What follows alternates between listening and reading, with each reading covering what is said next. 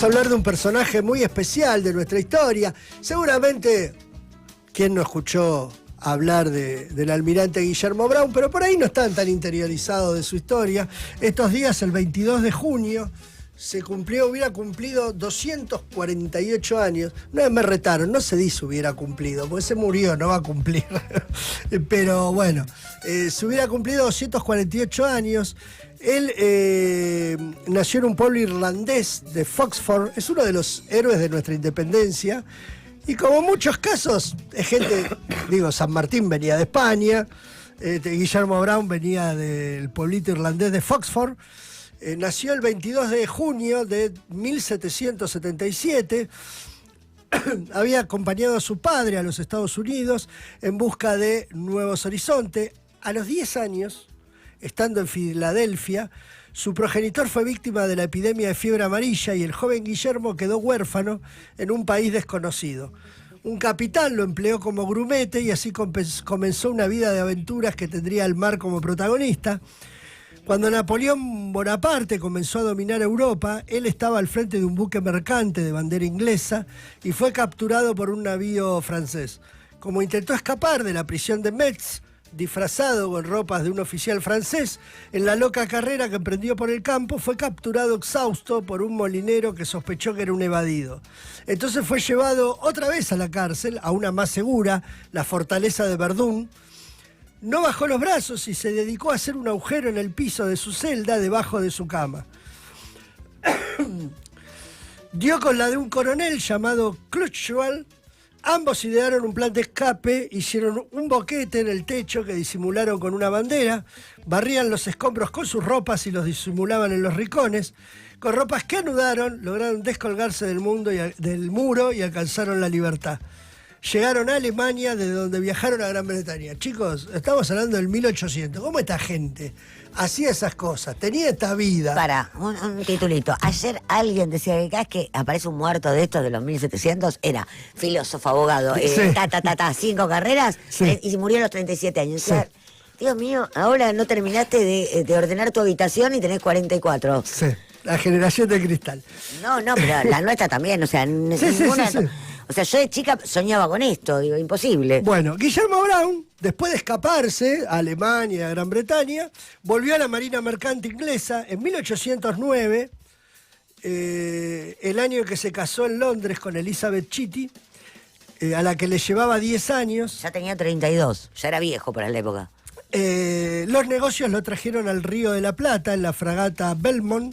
Su hermano Juan había estado en estas tierras cuando integraba el ejército inglés invasor de 1806. O sea, el hermano de Guillermo Brown era uno de los soldados ingleses de las invasiones inglesas de 1806.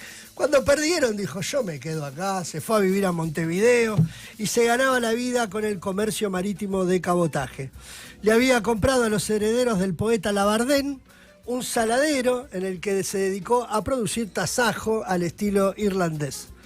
Realizaba viajes a Gran Bretaña, donde nacieron Elisa en 1810 y Guillermo en 1812, sus dos primeros hijos.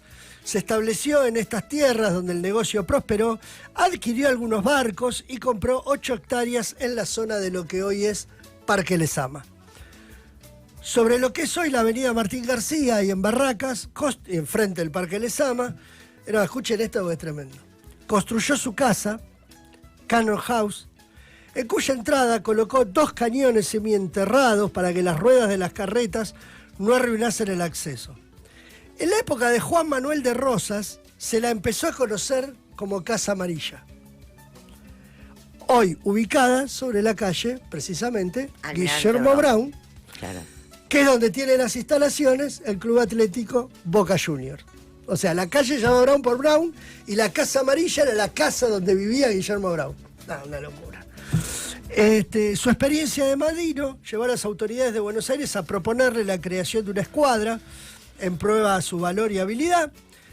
Al mando de la fragata Hércules y al frente de algunos navíos ocupó la isla Martín García el 17 de marzo de 1814 y venció a la escuadra española. Bloqueó Montevideo y logró su rendición. Todo esto ya había tenido 2 hijos, era marino mercante, se hizo millonario, volvió a la guerra, bloqueó Montevideo y logró su rendición.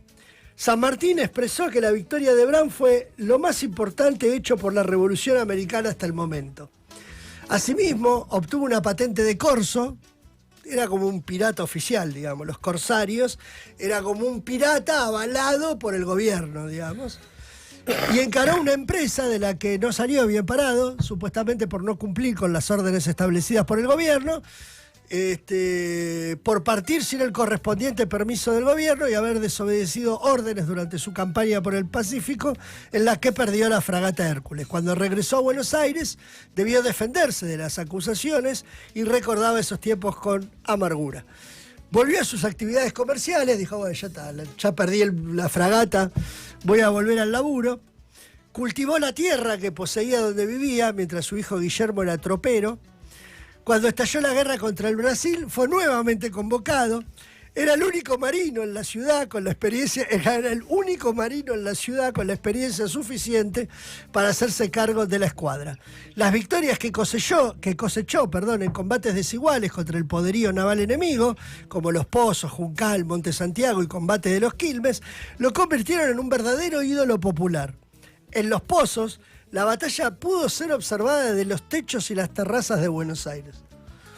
Cuando Juan Lavalle derrocó y fusiló a Manuel Dorrego en diciembre de 1828, Guillermo Brown quedó a cargo interino de la gobernación de Buenos Aires, de la que fue relevado en mayo del año siguiente. Regresó a sus negocios, viajaba permanentemente a Montevideo y a Colonia, donde tenía una casa que el gobierno de ese país le había obsequiado.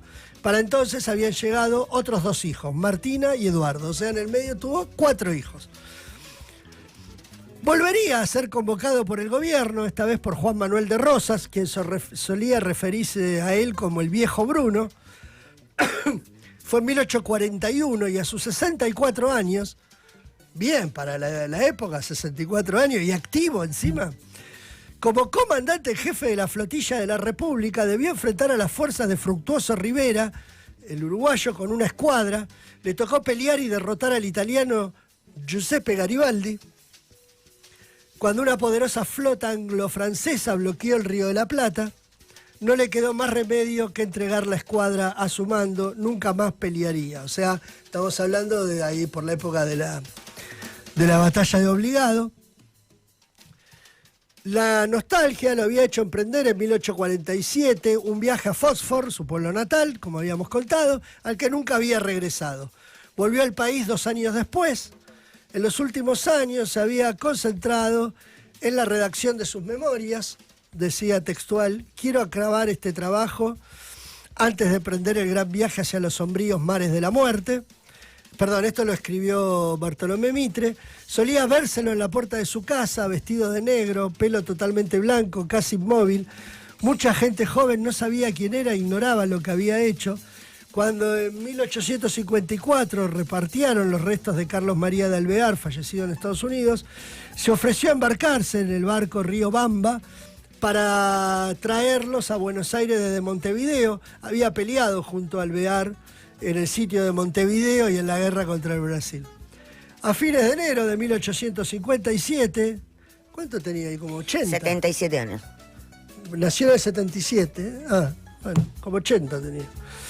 Se sintió morir a tal punto que hizo llamar a su amigo, el compatriota padre Anthony Faggi, para que le suministrase la extrema unción. Falleció en los primeros minutos del 3 de marzo.